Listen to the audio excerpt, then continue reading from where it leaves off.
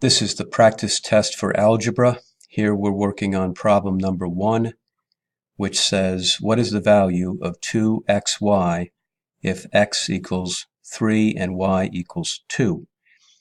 And our first step is to substitute the values for x and y into the expression given to us. So we have the expression is 2xy, and anytime we have numbers and letters next to each other like this means multiplication. So this is 2 times x times y.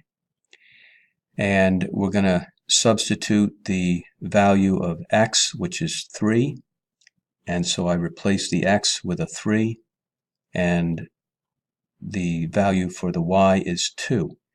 Now I'm going to indicate the multiplication of these three using parentheses.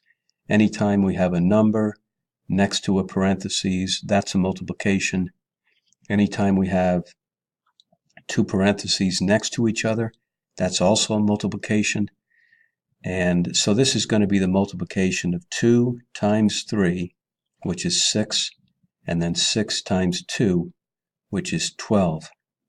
And I use parentheses because sometimes these could be negative numbers, and when we put the parentheses around the negative number to indicate the multiplication, it's much easier to look at and to understand what it means.